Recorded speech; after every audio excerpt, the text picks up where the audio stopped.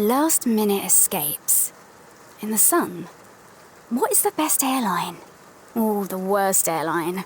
What happens if my flight is delayed? Or cancelled? Would I be put on a new flight?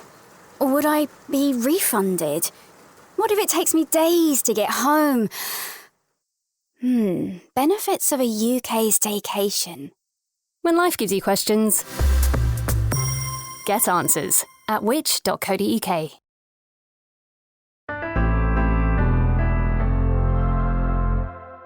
Hello and welcome to the Which Shorts podcast. I'm Rob Lilly.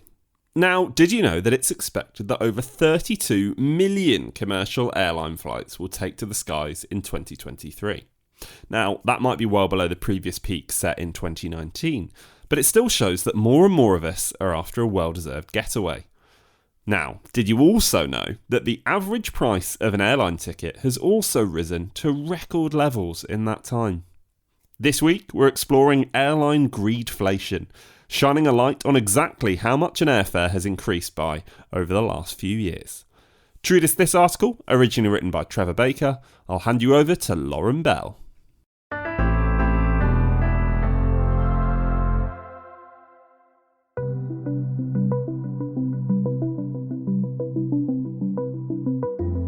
Eye-watering is the only way to describe airfares this year. When we looked at return flights to Thailand at Christmas, the cheapest flight we found was more than £3,000 for two people, not including luggage. Even a trip to the Canaries was close to £1,000. That's just for the flight. No hotel, no transfer, no car hire. We don't need to tell you that flight prices have gone up. Everything's gone up. Yet the Office for National Statistics said that as food inflation finally slowed this summer, airfares were actually driving inflation. While overall inflation as measured by the Bank of England rose by around 22% between 2019 and 2023, airfares increased by more than that. Between the first half of 2019 and 2023, the average cost of a ticket rose by 49%. What that means for passengers is record high prices. The average cost of an air ticket, combining domestic, short and long haul, in 2019 was £383. In 2022, it was £523, the highest it has ever been. The stats for this year will be higher. Airlines were unashamedly delighted, which is perhaps unsurprising given the heavy financial losses they sustained during the pandemic. Profit and loss forecasts are often sober things, but this year they could have been soundtracked by champagne corks popping. IATA, the International Air Transport Association, forecasts that airline profits will hit $8 billion. As with other areas of inflation, there are some valid reasons for prices going up. Airlines point to the cost of jet fuel. In summer 2022, the average price was more than double the year before. Following the war in Ukraine and increased demand from China, a barrel of jet fuel cost just over $135 on average in 2022. But more recently, costs came down. Analysts at the IATA expect the cost across 2023 to average out at $98.50. Tracking the impact of jet fuel costs on fares is complicated by the fact that airlines hedge, essentially paying for fuel when it's relatively cheap, so that they're not caught out when prices rise. It means fares don't automatically follow fuel prices when they go up, nor do they follow them when they drop. Another argument from the airlines is that aircraft manufacturers haven't caught up with demand since being partially shuttered during the pandemic. Jet manufacturers Boeing and Airbus have both had issues with supply chains, with many airlines unable to get their hands on as many aircraft as they want, or the parts that they need. Fewer aircraft in service means fewer seats on sale, which can mean higher fares. But that's just another way of saying that the real reason for fares going up so much is very simple: supply and demand. Lots of people want to fly, so airlines have taken the opportunity to increase fares. Passenger numbers were within 10% of 2019 levels this spring and were rising fast.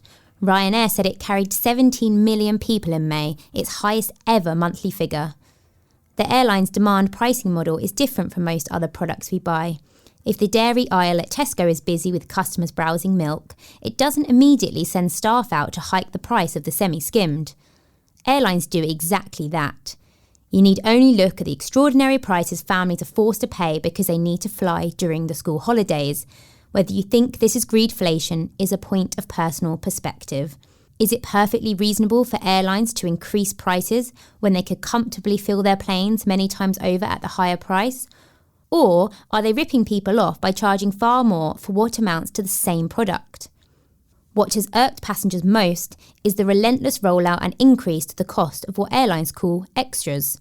Not happy with raising the headline fare, some airlines also raise the cost of sitting next to your family or bringing any luggage on board.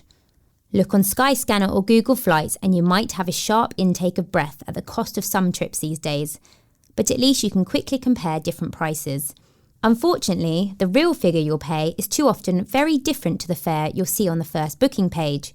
When we at Which Travel calculate flight prices for a week's holiday, we usually assume that you'll want to take a bag with you. And for years, we've been collecting data on how much that costs. In 2017, we looked at flights from London to Malaga and the average cost to take a 20-kilo suitcase with BA, EasyJet, Jet2 and Ryanair, and it was £44. Looking at the same destination today, it was £80. For context, that's an increase of 82%, and yet inflation over the same period has been 27%. Even worse, in the same period, Ryanair and then EasyJet started charging you to take an ordinary wheelie case into the cabin. When Ryanair introduced this new policy in 2017, it was presented as a way to make boarding faster, with less time spent heaving bags into overhead lockers. It initially charged £10 for a return flight, with priority boarding thrown in as well. However, when we checked one September 2023 Ryanair flight, it came to £55 for a return. That's an additional cost that you might not know about when clicking on one of its adverts promising flights from £24.99. EasyJet copied this policy in 2020, introducing a charge starting from £6.99 per flight, around £14 return. But when we looked into taking a cabin bag on an EasyJet flight from Luton to Alicante this September, it was going to cost £43. The price for stretching your legs has also shot up. In 2017, the average extra legroom seat for those 4 airlines on the route we looked at was £31. But in 2023, it was £53. That's despite Ryanair introducing an extra legroom for less seat, which was actually a bit cheaper. At BA, the price difference between the flights we looked at in 2017 and 2023 was almost double. Prices vary from flight to flight, so our comparisons are only indicative. But we can be confident that the difference between the figure you see on the booking page and the price you actually pay has increased dramatically since 2017. It's only fair to point out that the happiness in airline boardrooms is mostly based on optimism rather than a current cash-in. We looked at financial reports for BA, EasyJet, Jet2, Ryanair and Wizz Air for the year up to March 2023. And although BA, Jet2 and Ryanair all made profits, only Jet2 paid a small dividend to investors. EasyJet made a loss, albeit much smaller than during the pandemic.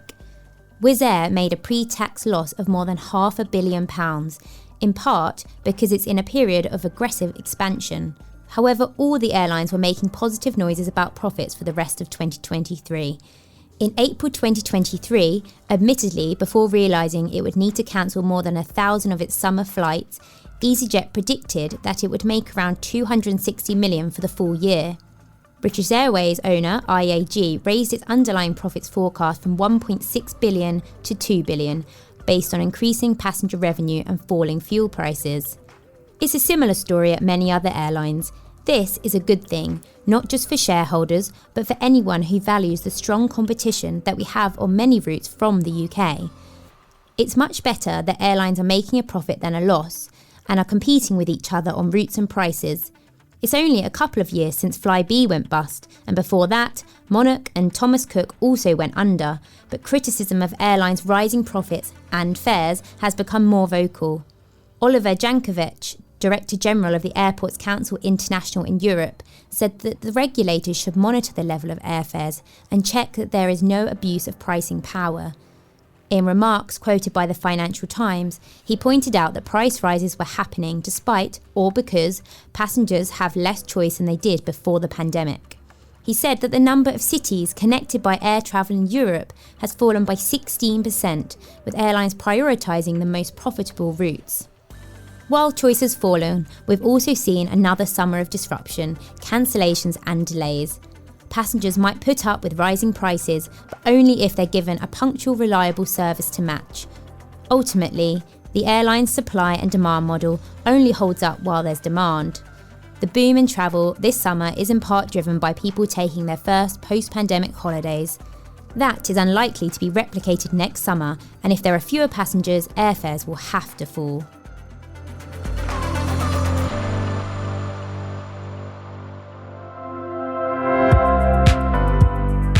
Thank you so much to Lauren and to Trevor Baker too for his piece, which was originally written for the September issue of Which Travel magazine. Remember, you can find more articles you'll find useful every day on everything from money and technology to home and garden advice by signing up to one of our many free email newsletters. And you can do that at which.co.uk/newsletters. We'll be back next week for another episode of Which Shorts, and thanks for listening. Which Shorts was produced by me, Rob Lilly, while the exec producer was Angus Farker.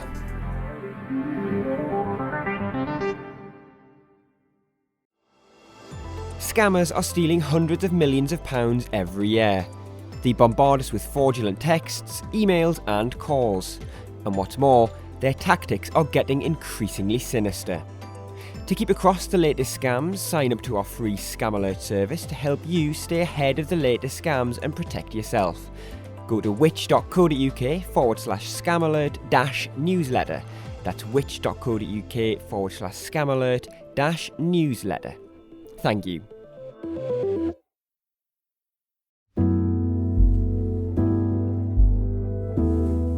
Hi there, Harry from Which here.